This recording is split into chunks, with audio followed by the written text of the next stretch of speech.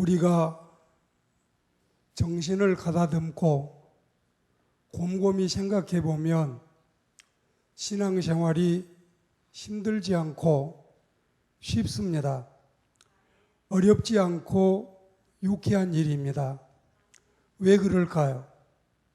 하나님을 화내게 하는 일이 아니라 영화롭게 하는 일이고, 이웃에게 타격을 주고 슬프게 하는 일이 아니라 기쁘게 하고 유익을 주기 때문에 그렇습니다. 그 중에도 오늘은 사람들에게 관계되는 말씀 같지만 이게 곧 하나님과 관계된 일이고 하나님의 말씀을 잘 지키는 일입니다. 사도는 자신이 개척한 교회를 향해서 떳떳하게 이 말씀을 외치고 있습니다. 성도된 신자들이 어떠해야 되는지, 모름지기 신자들도 하나님의 사람들을 본받아서 이렇게 살아가자. 첫째는 아무에게도 불의를 행하지 않는, 그리고 둘째는 아무에게도 해롭게 하지 않는 삶, 세 번째는 아무에게도 속여 빼앗거나 착취하는 일이 없는 삶.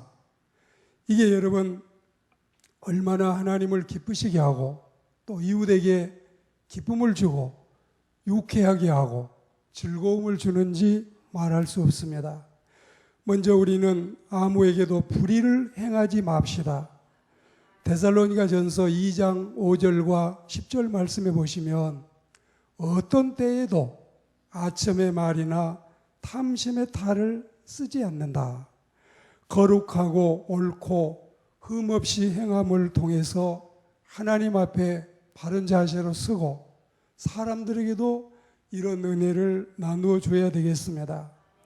자신이 떳떳하게 이런 삶을 살았기 때문에 내가 그리스도를 본받는 것처럼 너희도 나를 본받는 자가 되라. 이런 진솔한 고백을 할 수 있었던 것입니다. 불의를 행하는 자는 주님이 반드시 심판하신다고 골로새 3장에 말씀을 했습니다. 하나님의 사람들은 다른 이들의 금이나 의복을 탐내서는 안 되는 겁니다. 우리가 베풀지언정, 줄지언정, 섬길지언정, 혹은 나눌지언정 우리가 다른 사람에게 손해를 입히고 피해를 줘서는 안 되는 것입니다. 앞길을 가로막지 말고 해코지하지 말고 누명 씌우지 말고 불의한 짓을 하지 말고 모든 형제와 자매들을 사랑하는 그리스도인들이 되기를 소망합니다. 그리고 아무에게도 해롭게 하지 않는 삶. 우리가 이 빌립보 4장 말씀에 보시면 비천했다, 배가 고팠다, 궁핍했다 이런 일체의 삶 속에서도 늘 자신이 남을 섬기는 일에 앞장섰던 사도의 모습을 본받아야 되겠습니다.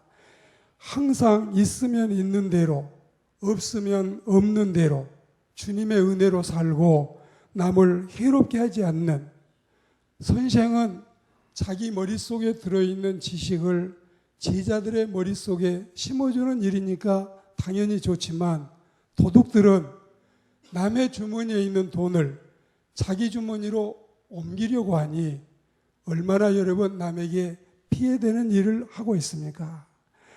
그리고 베드로후서 2장에 보시면 음심이 가득한 눈으로 사람들을 바라보고 쉬지 않고 범죄하는 이런 죄인들의 모습을 우리는 따라가서는 아니 되겠습니다. 궁핍한 중에도 남에게 피해를 끼칠 생각을 삼가하고 남에게 유익을 주는 일이 없는지를 찾아야 되겠습니다. 제가 어렸을 때 읽은 시 중에 나의 사랑을 너에게 줄 거야. 나의 따뜻한 정을 줄 거야. 다른 것들은 하나도 없기 때문에 이것들을 너에게 줄 거야. 대략 이런 내용의 시를 읽었습니다. 우리는 소자 중에 하나라도 해롭게 하거나 실족시키거나 또 그들을 잃게 해서는 안 되겠습니다.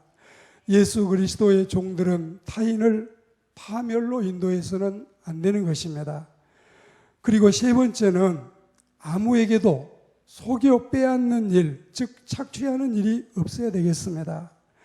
마가복음 12장에 보시면 미망인의 가산을 삼키면 중한 판결을 받는다. 그리고 사도행전 18장에 보면 사도는 스스로가 많이 공부하고 하나님의 중한 사도이지만 스스로가 장막 만드는 일을 하면서 남에게 민폐를 끼치지 않고자 하는 이런 마음을 우리에게 남기고 갔습니다.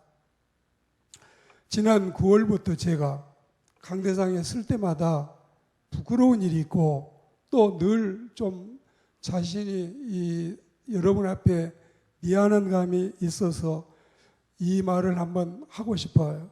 9월 달에 제가 시계가 하루 막 5번, 6번씩 틀리고 그래서 누구 한 분이 35,000원이면 시계가 너무 좋아 보이던데 이거 하나 선물해 주시면 제가 하루에 한 20번씩 시계를 볼 수 있는데 그리고 이걸 하니까 너무 많이 송구스럽고 부끄럽고 죄송했어요.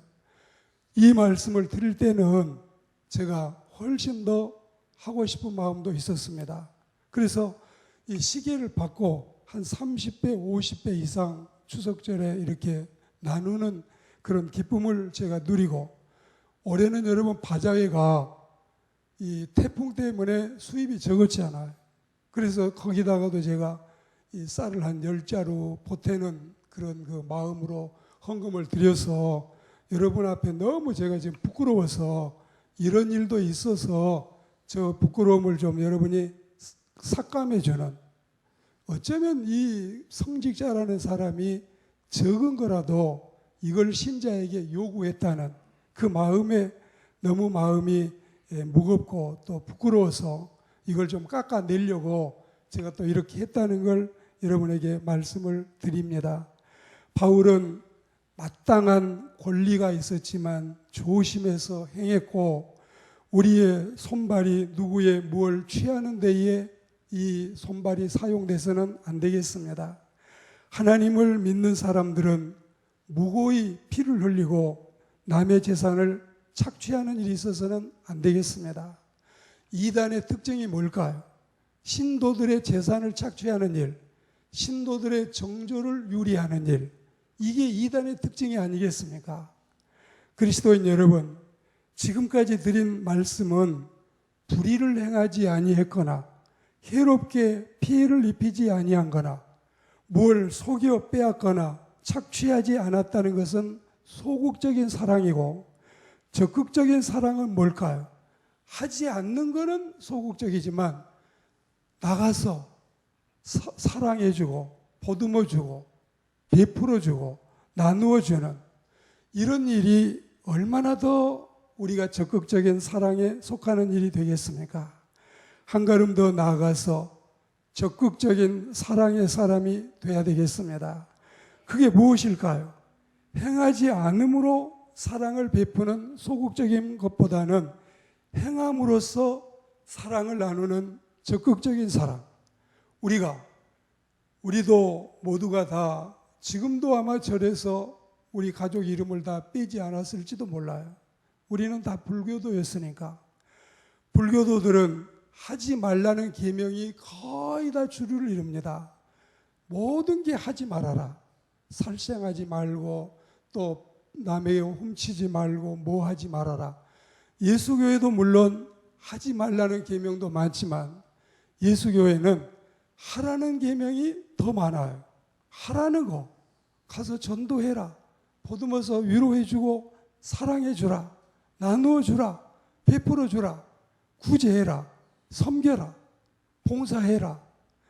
얼마나 여러분 우리가 좋은 종교를 택하게 됐습니까? 불의를 행하지 않음으로 끝나지 않고 의를 행하는 생활, 해롭게 하지 않음으로 끝나지 않고 이롭게 하는 생활, 속여 빼앗거나 착취하지 않음으로 끝나지 않고 주고 베푸는 생활. 새벽에 열왕기서를 말씀을 듣다가 사르바쉐 미망인이나 수냄 여인 같은 이런 내용의 말씀 속에 제가 이 부끄러운 일이 있었지만 오히려 이제 좀 여러분들이 저를 바라보실 때 목사가 신자들을 향해서 뭘 요구하는 거, 다른 것들은 다 잊어버려도 이게 머리에 남게 되거든요. 다른 건 잊어먹어도. 그래서 더 이제는 착한 마음을 가지고 또 저를 대해 주시면 감사하겠고, 저도 더 훨씬 착한 마음으로 교회를 섬기고 여러분들을 섬기도록 하겠습니다. 이 귀한 시계를 선물 받고 저는 너무 마음이 기뻐서, 다른 사람들은 뭐 80만 원, 300만 원짜리 시계 차지만 저는 이 3만 5천 원짜리 시계가 너무 좋아요. 하루에도 20번씩 보고 있어요. 우리가 살아가면서 이 감사와 기쁨으로 더 섬기고 더 많이 배려하고 베푸는 우리의 삶이 되기를 주의 이름으로 축복합니다.